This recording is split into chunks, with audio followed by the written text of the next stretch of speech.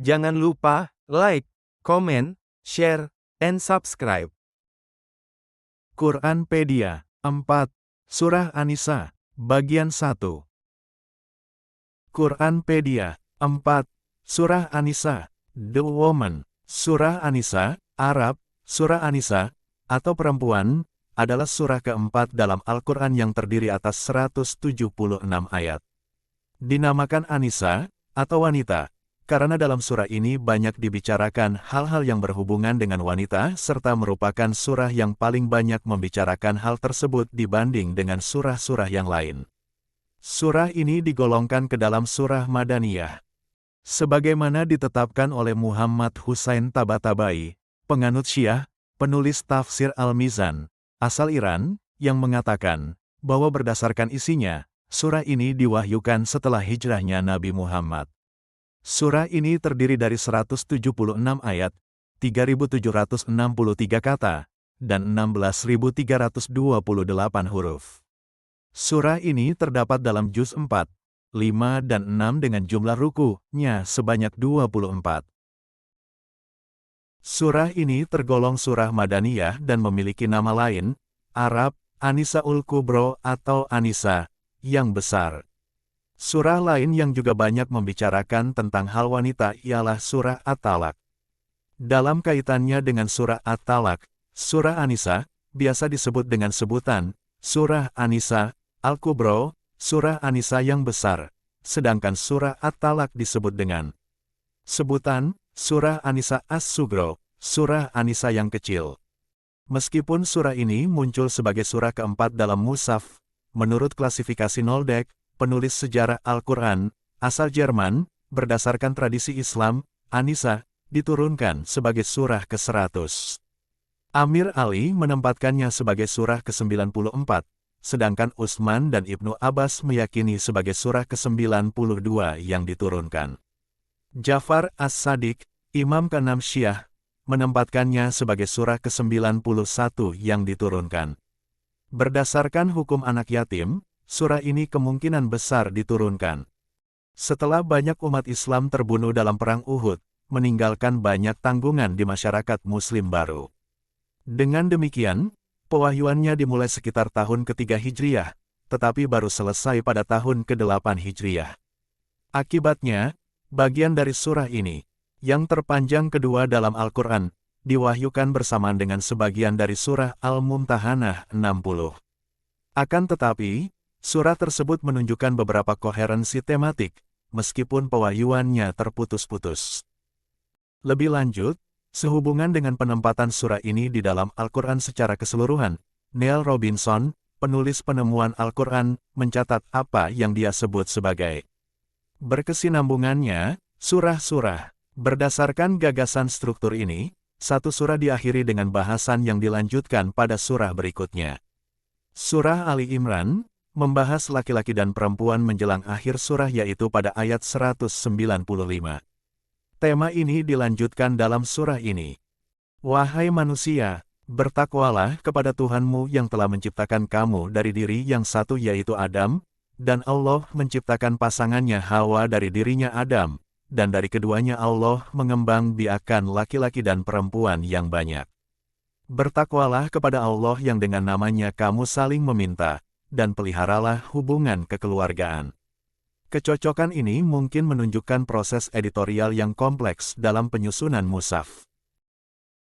Kandungan surah, hukum keluarga, kewajiban para wasi, yaitu orang yang ditugasi untuk melaksanakan wasiat terhadap asuhannya dan kewajiban para wali terhadap orang yang di bawah perwaliannya, ayat 1-6. Pokok-pokok hukum waris, ayat 7-14.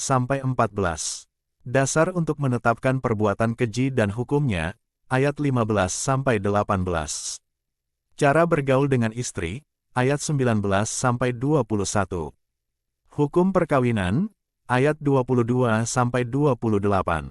Islam melindungi hak milik laki-laki dan perempuan, ayat 29-33. Beberapa peraturan hidup bersuami istri, ayat 34-35. Kewajiban terhadap Allah dan sesama manusia, ayat 36-42. Kesucian lahir dan batin, Kesucian lahir dan batin dalam sholat, ayat 43. Orang yang tidak suci batinnya dan ancaman Allah terhadap mereka, ayat 44-57. Dasar-dasar pemerintahan, ayat 58-70. Taktik, tujuan dan adab perang. Keharusan siap siaga terhadap musuh, ayat 71-76. Sikap orang munafik dalam menghadapi perang, ayat 77-83. Kewajiban berperang dan adab-adabnya, ayat 84-87. Cara menghadapi orang munafik, ayat 88-91.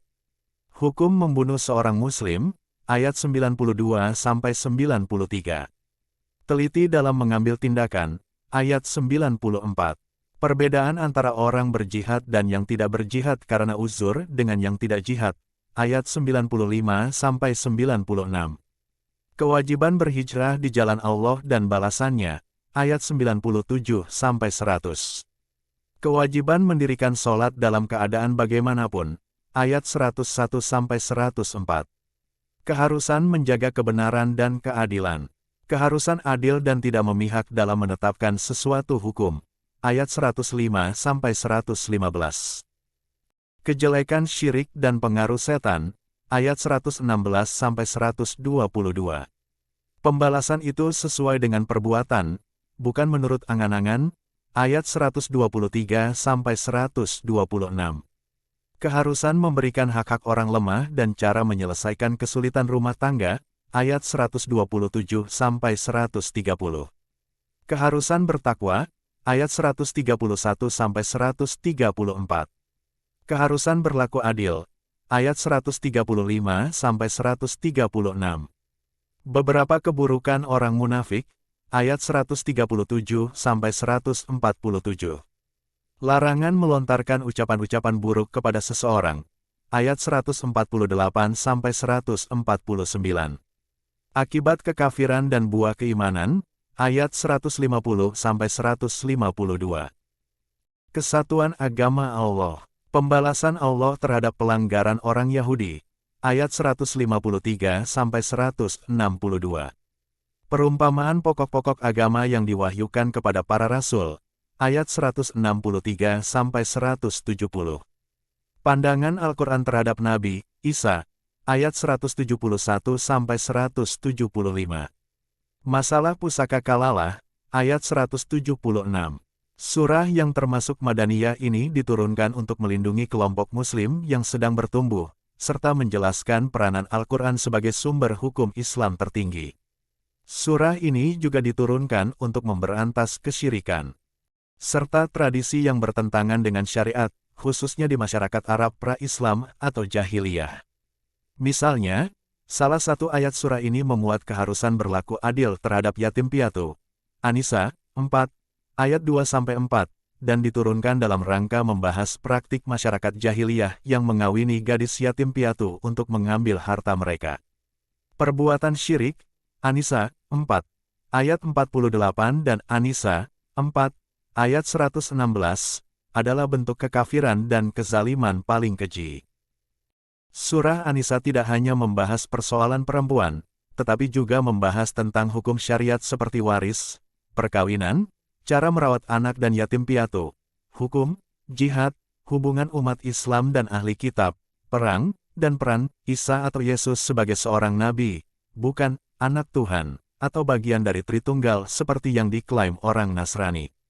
Lebih jauh lagi, dalam membahas perang, surah ini mendorong umat Islam untuk berjuang melindungi yang lemah. An-Nisa 4, ayat 75. Dan mengapa kamu tidak mau berperang di jalan Allah dan membela orang yang lemah, baik laki-laki, perempuan maupun anak-anak yang berdoa, "Ya Tuhan kami, keluarkanlah kami dari negeri ini, Mekah, yang penduduknya zalim. Berilah kami pelindung dari sisimu, dan berilah kami penolong dari sisimu." Surah ini membahas banyak masalah yang dihadapi masyarakat Muslim awal serta menanggapi tantangan yang dihadapi masyarakat. Beragamnya persoalan yang dibahas dalam surah ini membuat sulit dalam pemaknaan sastrawinya. Namun, berdasarkan pada telah terhadap tema-tema yang ada di setiap bagian surah, Amin Ahsan Islahi, penulis tafsir Al-Quran berbahasa Urdu, Pakistan, membagi surah An-Nisa tersebut menjadi 3 bagian, yaitu reformasi sosial, masyarakat Islam dan penentangnya, serta kesimpulan. Matthias Zahnisser, sarjana bahasa Arab dan Islam, AS 1973, menghadirkan cara alternatif dalam melihat struktur surah ini. Dia mengeklaim bahwa tema sentral dari surah ini adalah ditujukan kepada orang-orang Nasrani. Kesimpulannya, berdasarkan pengujian tersebut, surah ini memiliki keteraturan struktural seperti kesejajaran, pengulangan, dan komposisi. Namun, Karl Ernst, penulis buku Bagaimana Membaca Quran, mengakui bahwa lebih banyak penelitian perlu dilakukan dalam jenis analisis struktural, ini untuk lebih memahami komposisi surah yang begitu luas. Amina Wadud, dalam bukunya yang berjudul Quran and Women, menempatkan pendekatan tafsir Al-Quran ke dalam 3 kategori, tradisional, reaktif, dan holistik. Jenis penafsiran yang diterapkan pada surah ini mempengaruhi cara pandang seseorang terhadap peran perempuan dalam masyarakat Muslim. Mengambil pendekatan ketiga, pendekatan holistik memungkinkan pembacaan Al-Quran secara feminis, yang secara khusus relevan dengan An-Nisa dan dapat membentuk kembali pemahaman tentang surah ini. Ayat-ayat penting. Hukum nikah dan perbudakan.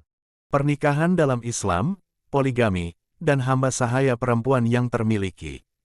Dan, jika kamu khawatir tidak akan mampu berlaku adil terhadap hak-hak perempuan yatim, bila mana kamu menikahinya, maka nikahilah perempuan lain yang kamu senangi. 2, 3 atau 4. Tetapi jika kamu khawatir tidak akan mampu berlaku adil, maka nikahilah seorang saja, atau hamba sahaya perempuan yang kamu miliki. Yang demikian itu lebih dekat agar kamu tidak berbuat zalim. Quran An-Nisa 4, ayat 3. Ibnu Katsir berkata dalam tafsirnya sebagai berikut. Surah An-Nisa 4, ayat 3 ini memerintahkan bahwa jika kamu khawatir tidak mampu bersikap adil di antara istri-istrimu dengan menikah lebih dari 1, maka cukup nikahi 1 istri atau puaskan dirimu dengan hamba sahaya saja. Tafsir Al-Jalalain menjelaskan sebagai berikut. Surah An-Nisa 4, ayat 3 ini menyampaikan bahwa seorang pria boleh menikahi 2, 3, atau 4 istri tetapi janganlah melebihi ini. Tetapi jika kamu takut kamu tidak bisa bersikap adil terhadap mereka dalam hal nafkah dan bagiannya secara individu, sebaiknya nikahi 1 saja atau batasi hamba sahaya yang menjadi milikmu karena mereka tidak memiliki hak yang sama dengan istri. Jadi dengan menikahi hanya 4 atau hanya 1 atau mengambil hamba sahaya, kemungkinan besar lebih dekat dengan sifat tidak zalim atau aniaya. Berlaku keji terhadap perempuan dan zina. Zina, Arab, az-zina, atau zina, tidak baku, adalah perbuatan persetubuhan antara laki-laki dan perempuan yang tidak terikat pernikahan atau perkawinan. Secara umum, zina bukan hanya di saat manusia telah melakukan hubungan seksual, tetapi segala aktivitas-aktivitas seksual yang dapat merusak kehormatan manusia termasuk dikategorikan ke dalam zina. Dalam agama Islam, pelaku perzinaan dibedakan menjadi 2, yaitu pezina muhsan dan gairu muhsan. Pezina muhsan adalah pezina yang sudah memiliki pasangan sah atau sudah menikah, atau perselingkuhan, sedangkan pezina gairu muhsan adalah pezina yang belum pernah menikah dan tidak memiliki pasangan sah atau fornikasi. Untuk lebih detailnya tentang zina, silahkan mencarinya di situs-situs yang tersedia di dunia maya atau internet. Dalam ayat 15-16, terdapat perintah untuk menjauhi sikap keji terhadap perempuan atau zina. Ayat 15 membahas tentang wanita yang melakukan perbuatan keji di antara wanita-wanita lain. Hukuman yang dijatuhkan adalah mengurung mereka sampai ajal atau sampai Allah memberikan jalan lain. Ayat 16 berhubungan dengan kedua jenis kelamin. Perintah tersebut menetapkan bahwa mereka harus dihukum, yaitu mereka harus dipukuli dan dicela di depan umum. Kemudian, perintah lain terungkap. Lihat surah An-Nur 24, ayat 2, yang menetapkan bahwa laki-laki dan perempuan harus dicambuk 100 kali. Kawin sedarah. Pernikahan sedara atau disebut juga pernikahan senasab adalah perkawinan yang dilakukan antara seorang wanita dan seorang laki-laki yang masih memiliki hubungan darah yang sangat dekat. Allah Subhanahu wa Ta'ala mengharamkan seorang laki-laki mengawini perempuan-perempuan yang ada hubungan mahram, baik karena nasab, silsilah atau keturunan, susuan atau semenda, pertalian keluarga karena perkawinan. Keharaman tersebut bersifat permanen, sampai kapanpun dan dalam situasi apapun. Dalam perspektif hukum, perkawinan sedara merupakan perkawinan yang sah, namun setelah diketahui terdapat larangan-larangan untuk perkawinan yang dilakukan oleh pasangan, maka perkawinan tersebut batal demi hukum. Perkawinan sedara, apapun keadaannya, apabila dilakukan dengan sengaja, hukumnya haram. Perkawinan sedara dapat menimbulkan penurunan kualitas keturunan yang dihasilkan. Inbreeding sangat mempengaruhi komposisi gen keturunan yang dihasilkan. Kemungkinan munculnya fraksi homozigot akan bertambah besar. Pada manusia yang memiliki gen resesif homozigot menyebabkan banyak kelainan genetik, bahkan kadang-kadang letal atau mati.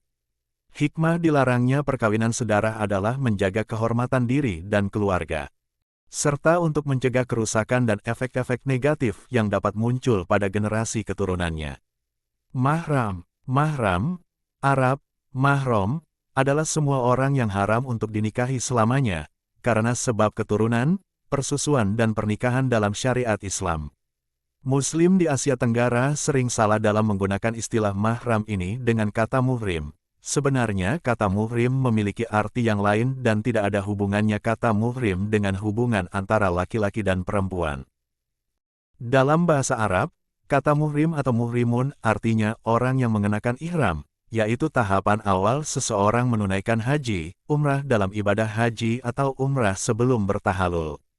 Sedangkan kata mahram, mahramun, artinya lawan jenis yang tidak boleh dinikahi dalam permasalahan nikah dan lawan jenis yang tidak dapat membatalkan wudhu ketika bersentuhan dalam permasalahan bersuci. Dua orang yang punya hubungan mahram diperbolehkan menyentuh satu sama lain, baik bersalaman atau lainnya.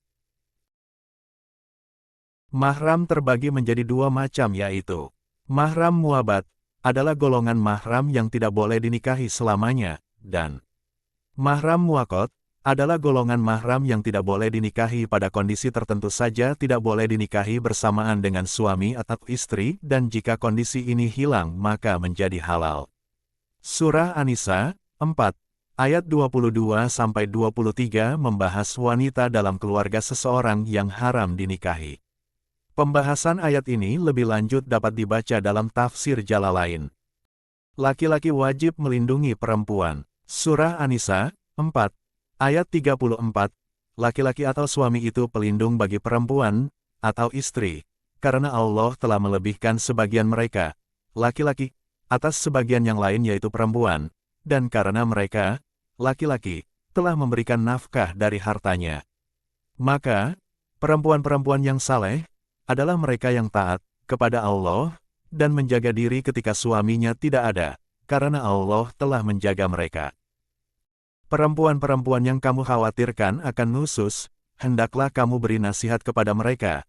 Tinggalkanlah mereka di tempat tidur, pisah ranjang, dan kalau perlu pukullah mereka. Tetapi, jika mereka menaatimu, maka janganlah kamu mencari-cari alasan untuk menyusahkannya.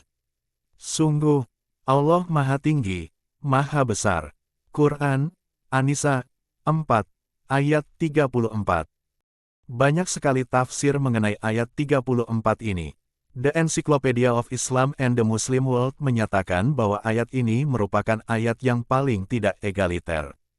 Beberapa Muslim, seperti kelompok feminis Islam, berpendapat bahwa pria Muslim menggunakan teks tersebut sebagai alasan untuk melakukan kekerasan dalam rumah tangga.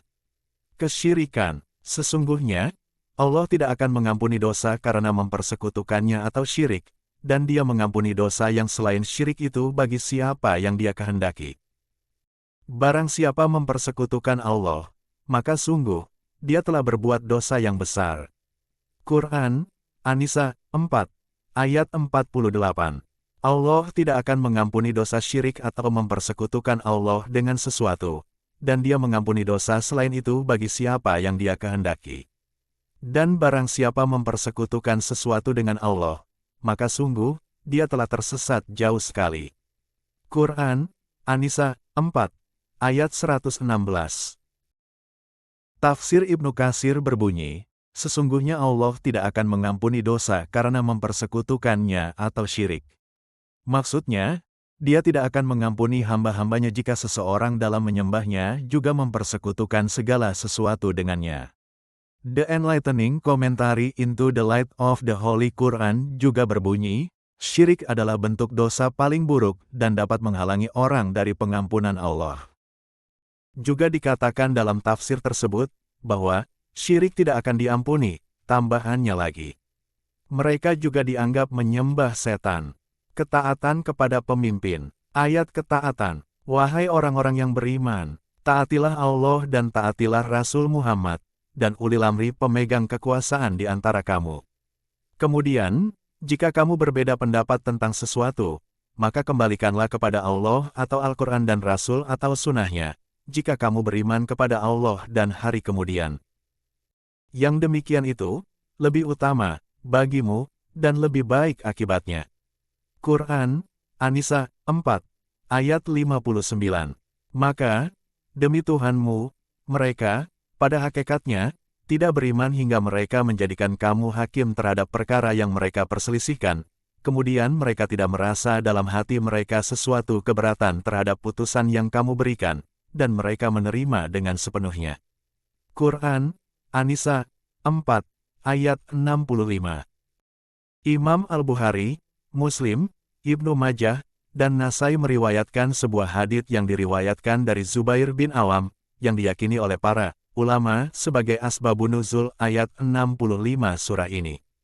Namun, ada fatwa yang cukup kontemporer bahwa riwayat Zubair ini do'if, karena hadits yang lebih kuat yang dikaitkan dengan wahyu ayat ini justru dikaitkan dengan tradisi Umar, Khulafaur Rasyidin kedua. Mereka yang mati syahid. Muhammad bin Sulaiman mencatat, bahwa As-Sadiq menyampaikan kepada ayahnya yang sudah lanjut usia, tentang maksud ayat berikut. Dan, barang siapa menaati Allah dan Rasul Muhammad, maka mereka itu akan bersama-sama dengan orang yang diberikan nikmat oleh Allah, yaitu, para nabi, para pecinta kebenaran, orang-orang yang mati syahid dan orang-orang saleh. Mereka itulah teman yang sebaik-baiknya. Quran, An-Nisa 4, ayat 69. Rasulullah, dalam ayat ini adalah dari para nabi, dan kami, Ahlul Bait, dalam hal ini adalah orang-orang yang benar, dan para syuhada dan kalian, pengikut kami, adalah orang-orang yang saleh.